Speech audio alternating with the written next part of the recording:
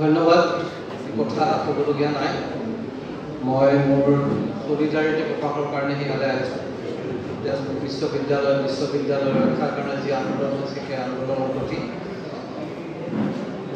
আজি মই কালি আদালতত পঢ়ি থাকোঁতে মই এটা গোচৰ দেখিছোঁ, য'ত আপোনাৰ অসম ইউনিভাৰ্চিটি শিলচৰৰ যিজন ভাইচ চেঞ্চেলৰ আছে তেওঁৰ উপাচাৰ্যৰ নিযুক্তিৰ বিৰুদ্ধে এটা গোচৰ কৰিছে।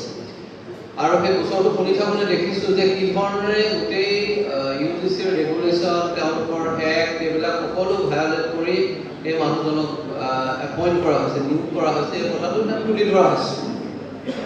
এই কথাটো দেখি আৰু শেহতীয়াভাৱে সমগ্ৰ ভাৰতবৰ্ষতে আপোনালোকে দেখিছে যে উপাচাৰ্যৰ নিযুক্তিৰ বিষয়টো কেনেকুৱা ধৰণৰ এটা ৰাজনীতিকৰণ কৰা হৈছে। আৰু তাৰ কাৰণে এই গভৰ্ণৰ ৰাজ্যপালৰ আসনত বহি থকা মানুহবিলাকক কি ধৰণেৰে ব্যৱহাৰ কৰি কেন্দ্ৰীয় চৰকাৰৰ শাসনাধীষ্ঠ দলটোৱে তেওঁলোকে বিচৰা ধৰণৰ মানুহক আপোনাৰ এই উপাচাৰ্য হিচাপে বিভিন্ন শিক্ষানুষ্ঠানৰ মুৰব্বী হিচাপে নিয়োগ কৰিব খোজা হৈছে। এটা এটা অত্যন্ত গুৰুত্বপূৰ্ণ বিষয় থিয় হৈছে। যোৱা সময়ছোৱাত আমি এটা কথাই দেখিলোঁ যে কি ধৰণে ভাৰতবৰ্ষৰ সকলো উচ্চ শিক্ষাৰ প্ৰতিষ্ঠানক ধ্বংস কৰি দিয়া হ'ল। আৰু এই যিটো ধ্বংসৰ প্ৰক্ৰিয়া তেওঁলোকে আৰম্ভ কৰিলে তাৰে ধাৰাবাহিকতা আমি এই তেজপুৰ বিশ্ববিদ্যালয়ৰ ক্ষেত্ৰত দেখা পাইছোঁ। আৰু তেজপুৰ বিশ্ববিদ্যালয়ৰ ক্ষেত্ৰতো যি ধৰণে তেওঁলোকে সমস্ত আইন কানুন সকলোকে বৃদ্ধাংশ দেখুৱাই আপোনাৰ এজন এনেকুৱা ধৰণৰ মানুহ যিজন মানুহৰ বিৰুদ্ধে অভিযোগৰ সীমা সংখ্যা নাই তেনেকুৱা মানুহক আনি বহুৱাই দিছে।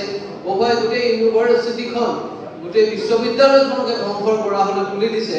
আৰু বাৰম্বাৰ প্ৰতিবাদ হোৱাৰ পিছতো জনসাধাৰণৰ মাজত প্ৰতিবাদ হোৱাৰ পিছতো তাৰ প্ৰতি সামান্য কাণসাৰ নিদিয়াকৈ কেন্দ্ৰীয় চৰকাৰে একেজন মানুহকে পুনৰ শাসনত বহাবলৈ যিটো ব্যৱস্থা গ্ৰহণ কৰিছে, যিবিলাক কাৰ্য প্ৰস্তাৱ গ্ৰহণ কৰিছে, মই ভাবোঁ যে সেইবোৰ আৰু নিন্দা কৰাৰ কোনো ভাষা নাই।